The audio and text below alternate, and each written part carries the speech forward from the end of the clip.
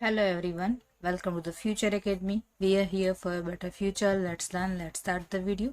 So आज के इस सेशन में हमारा जो टॉपिक है वो है कि आपको एग्जाम में कैसे पेपर लिखना है। आपके पास ऐसी कोई एग्जाम्पल के तौर पर ऐसी कोई उत्तर वही होनी चाहिए या फिर कोई ऐसी सप्लीमेंट्री होनी चाहिए जिससे देखकर आपको पता चले कि आप कैसे पेपर लिख सकते हो और आपको क्या क्या वहाँ पे हाईलाइट करना है और कैसे बेस्ट एक सप्लीमेंट्री आप बना सको, अपनी उत्तर वही बना सको जिससे आपके अच्छे मार्क्स आ सके।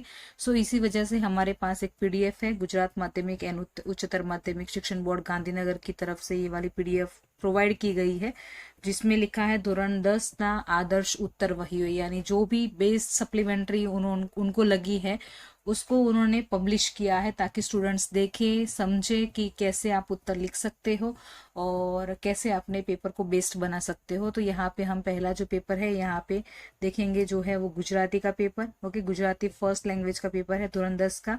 आप देख सकते हो सेक्शन ए के अंदर उस जो भी विद्यार्थी है उसने बहुत ही अच्छी तरीके से यहाँ प्रेजेंट किया है। पहला सेक्शन ए के अंदर यहाँ पे 10-12 वाक्यों में उत्तर ऐसे करके उसने यहाँ पे हाईलाइट भी किया है। आप देख सकते हो, आप पेंसिल से भी ऐसे हाईलाइट कर सकते हो। उसके जो भी मेन क्वेश्चन है उसके नीचे आप लाइन खींच सकते हो। ओके, और इसके अलावा आप देख सकते हो यहाँ पे नंबर 1 लिखा है। फिर उसने जो भी काव्य कर्ता कृति जो भी है, जो भी आपको प्रश्न पूछा गया है तो आपको ये लिखना होता है। अगर लिखते हो तो प्रेजेंट बहुत अच्छा प्रेजेंटेशन हो जाता है आपके पेपर का। तो यहाँ उसने कृति लिखी है, फिर कर्ता कौन है वो लिखा है। ओके, और पिता माता जो नवलिका है उसके अंदर जो भी जो कैरेक्टर है वो सब लिखा है यहाँ पे। तखल्लुस उनका कौन सा है। ओके, और ये कहाँ से लिया गया है, तो ये सब चीजें उसने यहाँ पे प्रोवाइड की है और आंसर फिर उसने ऐसे लिखा है। सो ये ज़्यादा इफेक्टिव रहता है जब आप ऐसे करके सारे उत्तर लिखते हो। तो यहाँ पे आप देख सकते हो उसने जो भी काव्य पंक्तियां जो भी लिखा है वो उसने हाईलाइट किया है। ऐसे पेंसिल से उसने दो दो लाइन यहाँ पे खींची, एक लाइन यहाँ पे खींची, ऐसे करके उसको हाईलाइट भी किया है। आपको मैं पूरी उत्तर वही यहाँ पे दिखाऊंगी जिससे आपको ये पता चल जाएगा। देखो, आप देख सकते हो ये कैसे हाईलाइट किया है, जिससे पेपर जो सप्लीमेंट्री होती है वो बहुत ही अच्छी दिखती है।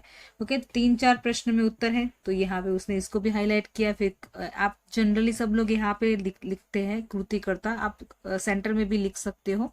ओके, और आप देख सकते हो कि जैसे उसने कृति करता और साहित्य प्रकार लिखा है और उसका कहाँ से उसको लिया गया है, तो ये सब चीजें उसने आंसर के पहले लिखी है। फिर पहले प्रस्तावना लिखी है उत्तर की, उसने बाद ये वाला सेकंड उसका उत्तर दिया है। लास्ट में उसने उसको जब पोयम की कुछ लाइनें या फिर चैप्टर की कुछ लाइनें या डायलॉग्स याद हो आपको, जो कुछ मेन मेन जैसे होते हैं ना वाक्य होते हैं पाठ के अंदर भी, अगर आपको याद है तो आप उसको ऐसे ही कोट करके लिख सकते हो, तो वो ज़्यादा इम्प्रेसिव रहता है, आपके पेपर को बहुत अच्छा बनाता है। ओके, सो ये सारे प्रश्न हैं यहाँ पे जो उसने लिखे हैं।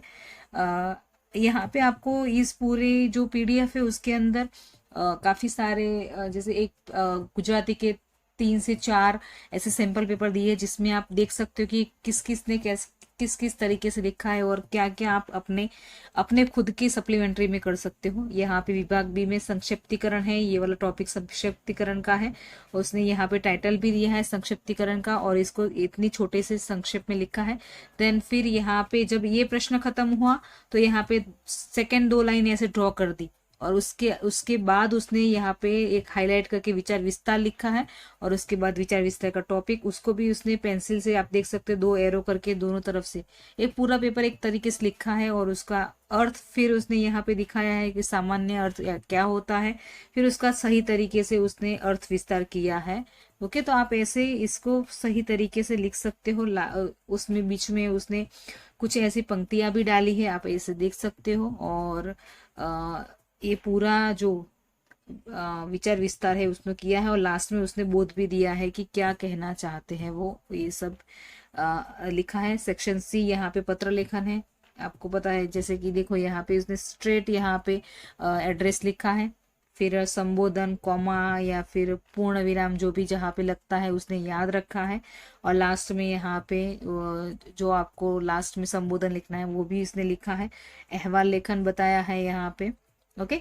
सो सेक्शन डी यहाँ पे भाषा शुद्धि है, गद्य परिवर्तन है, देन निबंध लेखन है। निबंध लेखन आप देख सकते हो, आपको भी ऐसे ही करना है कि जैसे उसका एक बॉक्स बना के उसने पहले टॉपिक को हाईलाइट किया कि वो कौन से टॉपिक पे यहाँ पे लिख रहा है, फिर यहाँ पे स्टार्टिंग से ही उसने एक कोट बना के या फिर जो भी मेन पॉइंट है वो यहाँ पे कोट बना के लिखे, उसके बाद उसके रिलेटेड कुछ चीजें यहाँ पे डाली है, फिर उसके बाद दूसरा एक उसने कोट बनाया है या फिर यहाँ पे एक सेंटेंस लिखे जो हाईलाइट करते हैं इस पूरे निबंध को।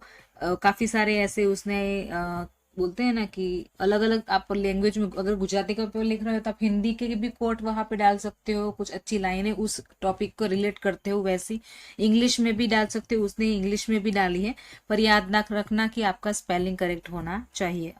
ऐसे नहीं कि भाई कुछ भी डाल दिया, वरना फिर आप कुछ भी डाल के फिर ऐसे हाईलाइट करोगे ना तो परीक्षक जो होता है, जो चेकिंग करता है, उसको नहीं दिखता होगा तब भी दिखेगा। ओके। सो ये सारी चीजें आपको याद रखनी है। देखो आप देख सकते हो ना कि छोटे छोटे पैराग्राफ उसने लिखे, उसके साथ साथ एक कोट लिख दिया, फिर पैराग्राफ, फिर उसने कोई सेंटेंस लिख दिया, फिर पैराग्राफ, फिर सेंटेंस, फिर कुछ कोट लिख दिया, फिर पूरा पैराग्राफ, फिर से उसने कुछ 2-3 लाइन ऐसे अच्छी से लिख दी और फिर उसका पैराग्राफ, ऐसे करके पूरा कॉम्पो उसने किया है। ओके।